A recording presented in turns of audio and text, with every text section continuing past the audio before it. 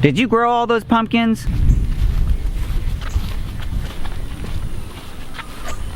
Here in Texas, it's very difficult actually to grow pumpkins because of the vine borer.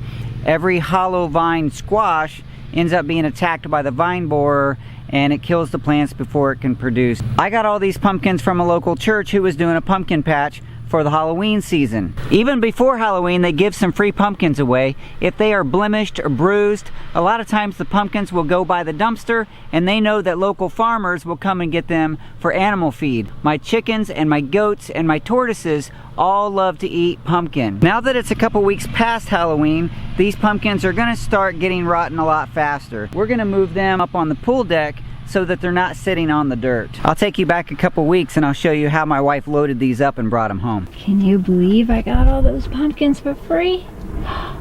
Yay! Animal food and pumpkin bread. You like pumpkin? Yes, I do. I like pumpkin. Time to start the processing. It's gonna be a lot of work. Once the pumpkins start getting soft, the chickens will find the soft spots and they'll start eating them even without cracking them open, which is fine with us because that lets us know which ones need to be used first. Several times the pumpkins became a play toy for us as we were getting ready to break the pumpkins open for the chickens and the tortoises. We would just make a game of it, toss them to each other. First one to drop it loses, and break it open for the animals. Easy, Tiger. Woo. Make sure I go all the way. Underhand. Oh.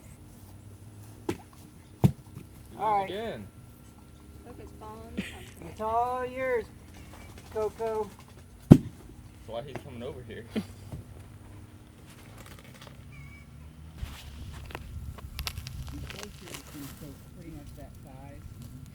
Other times it was fun to watch the young cats play in the pumpkins like a great big orange playground.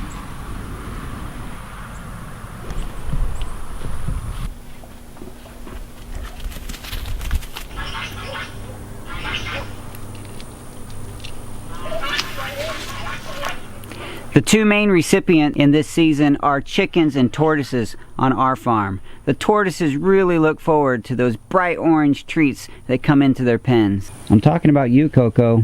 You can't hide it, bud. I know you've been eating pumpkin.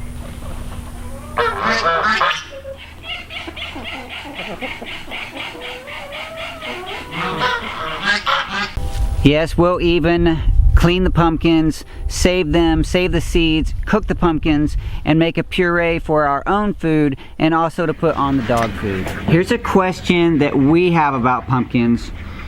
Lots of people, when we talk about cooking pumpkins, will mention that for pies and different recipes, you need to get those small pumpkins at the grocery store. A lot of people call them sugar pumpkins or pie pumpkins. We get a lot of the big pumpkins for free. They're the typical jack-o'-lantern type decoration, October type pumpkin. We've eaten those plenty of times and they taste fine. They taste like pumpkins.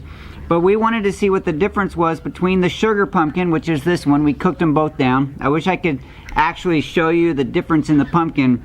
But the sugar pumpkin is about, you know, just that big. It's real small and round, and then the others are bigger and lumpier and not as uniform. But right here, this is the sugar pumpkin. This is the jack-o'-lantern pumpkin. Not a lot of difference in texture. The sugar pumpkin looks like it might be slightly thicker. They were cooked the same way, which was just cutting it in half, laying it open in the oven and baking it for the same amount of time. The jack-o'-lantern pumpkin looks like it might be a little thinner, but let's see about flavor. So this is the sugar pumpkin. First of all, smell. Smells like pumpkin. Okay.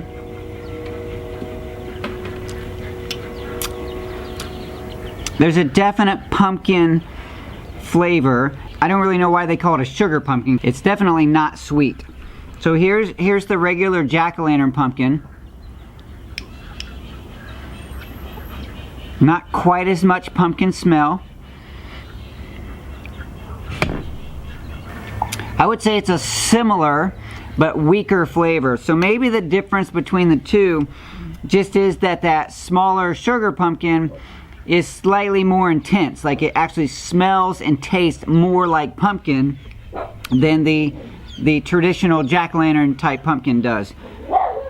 So for whatever that's worth, there's your pumpkin comparison. No matter what you decide to do with your pumpkins, it's a good idea at the end of October, the beginning of November, find your local pumpkin patch and see if you can get some of these pumpkins as a free resource to add to your farm, your garden, or even your kitchen.